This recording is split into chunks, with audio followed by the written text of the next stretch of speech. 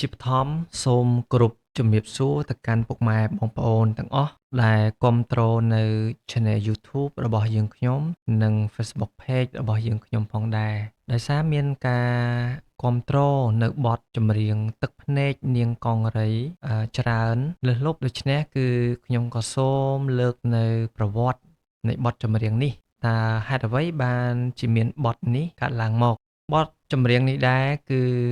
មានការចូលរួមអំពីកវីនិពន្ធលោកប៊ុនហ៊ុនដែលគាត់បាននិពន្ធនៅបទភ្លេងនិងទំនុកច្រៀងសម្រួលតន្ត្រីដោយលោកកែវ ផ រត និងឧបត្ថម្ភធំដោយលោកកុយ សូនីន និងច្រៀងដោយកញ្ញា នី សុខហេង ដែលជាអ្នកចម្រៀងជំនាន់ក្រោយព្រមទាំងសំឡេងពិរោះរណ្ដំថែមទៀតនិងការថតសំឡេងនិងបច្ចេកទេសកាត់តដោយលោកសៅ ម៉ូណាស៊ីដែលជាម្ចាស់ Singer Studio ដើម្បីឈានបន្តទៅមុខទៀតក៏សូមទៅកាន់ទស្សនិកជនជាអ្នកស្ដាប់ទាំងអស់គ្នាអ្នកគាំទ្រទាំងអស់គ្នាសូមជួយ Subscribe នៅ Channel YouTube ម្នាក់មួយផងនិងជួយ Follow Page Singer Studio ផងដែរនៅក្នុងការសម្រាយរឿងនេះដោយសង្ខេបបើសិនជាមានខុសឆ្គងក៏សូមខន្តីអភ័យទោសផងដែរព្រោះខ្ញុំបានស្រាវជ្រាវទៅតាមឯកសារផ្សេងៗមកដោយភ្ជាប់ជាលិញនិងរូបភាពនិងវីដេអូផងដែរនៅក្នុងការសម្រាយរឿងនេះដោយសង្ខេបខ្ញុំនឹងលើកនៅប្រវត្តិនៃបទទឹកភ្នែកនាងកង្រីដែលតាក់ទងជាមួយរឿងព្រេងយើងផងដែរដូច្នេះរឿងព្រេងនាងកង្រីឬរឿងពុទ្ធិសែននាងកង្រីគឺជារឿងព្រេងខ្មែរដ៏ល្បីមួយដែលពាក់ព័ន្ធនឹងភ្នំមួយឈ្មោះភ្នំនាងកង្រីដែលស្ថិតនៅខេត្តកំពង់ឆ្នាំងទីមួយគឺនិយាយអំពីដើមកំណើតនៃរឿងនេះកាលពីព្រេងនាយមានសេដ្ឋីម្នាក់និងភរិយាពួកគាត់មិនទាន់មានកូនទេហើយដោយសារតែទ្រព្យសម្បត្តិគាត់សម្បូរហើយមានគេហៅថាមានអ្នកបម្រើឆ្វេងស្ដាំច្រើនប៉ុន្តែដោយសារតែគាត់មិនទាន់មានកូនដើម្បីស្នងបន្តនៅតំណែងនិងទ្រព្យសម្បត្តិរបស់ពួកគាត់ក៏បានទៅបន់ស្រន់សុំកូនបន្ទាប់ពីគាត់បានបន់ស្រន់ទៅគឺគាត់ទទួលបាននៅកូនស្រីជាបន្តបន្ទាប់ណាគឺចំនួន12នាក់ហើយដោយសារតែកូនស្រីគាត់ច្រើនហើយក៏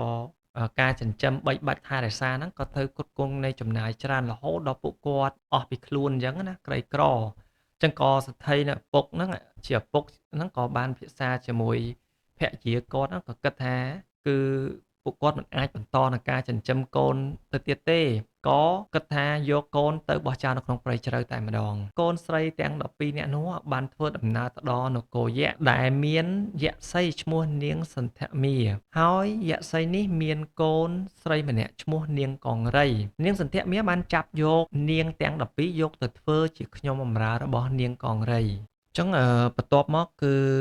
នាងទាំង12ហ្នឹងរត់ចេញពីនគរយក្សហើយបានទៅដល់នគរមួយទៀតរួចក៏រៀបអភិសេកជាមួយព្រះរាជាចឹងចំណុចនេះសូមនិយាយសង្ខេបទេមិននិយាយជាសាច់រឿងទាំងមូលទេក៏រៀបអភិសេកជាមួយព្រះរាជាគឺព្រះបាទពុទ្ធិសែនឬព្រះបាទរដ្ឋសិទ្ធិចឹងនៅក្នុងនោះគឺបន្តមកទៀតទៅតាក់ទងមួយល្បិចយក្សនាងសន្ធមារជាយក្សីក៏បានប្រែកាឡាជាស្រីស្អាតហើយទៅពង្វក់ព្រះរាជា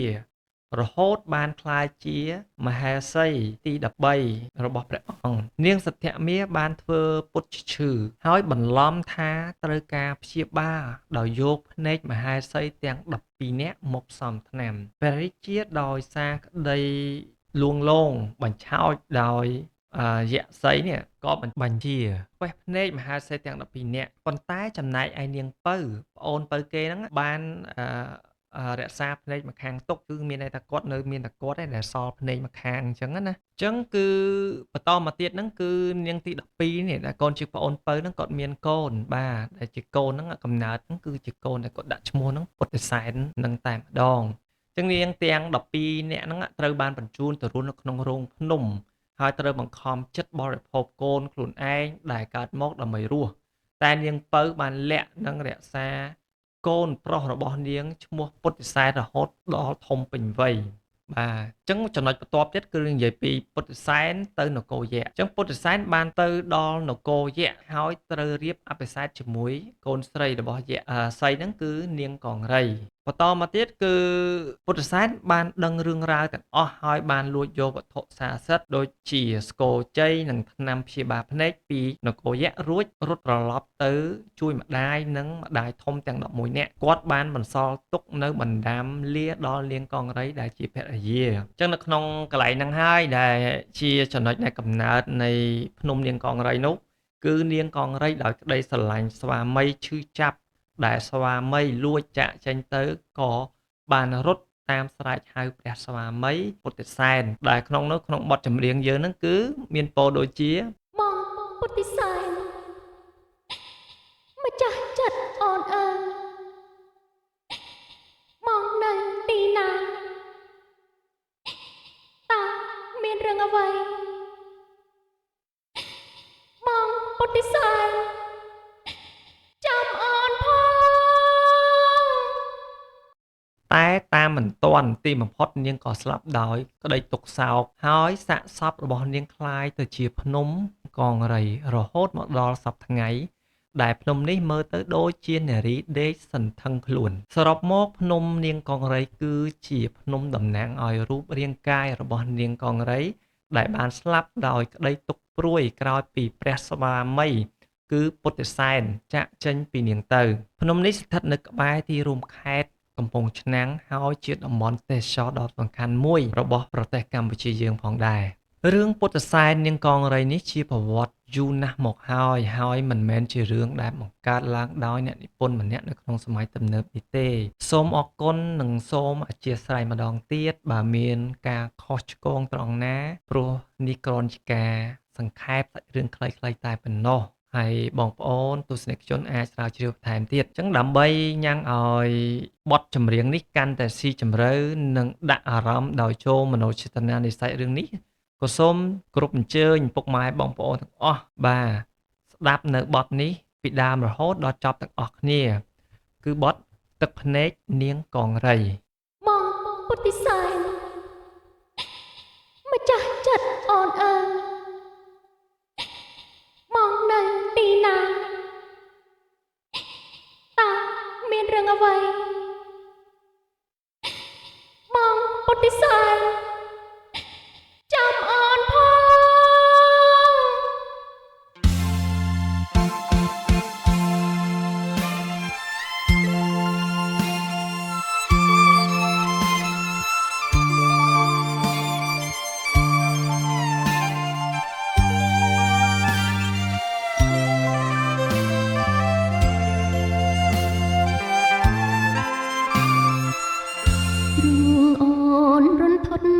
ចុកណែណៅ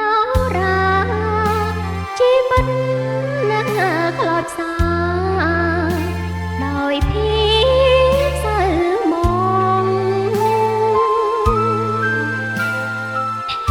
ដំបើដួងចិត្តច្រើនឆ្នាំកន្លងគេផ្ដាច់ញ៉ាំចំណង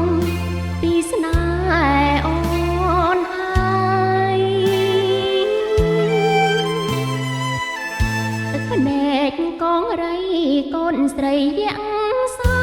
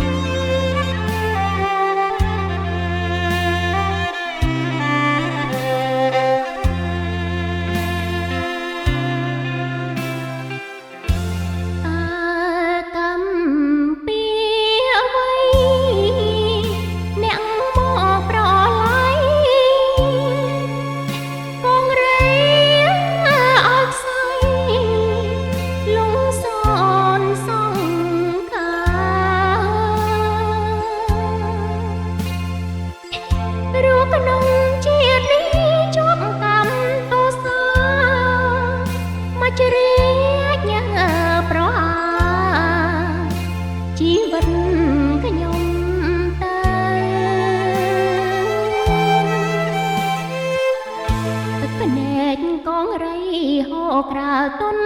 លេអាសូរម្លេះទេស្លាប់ព្រោះ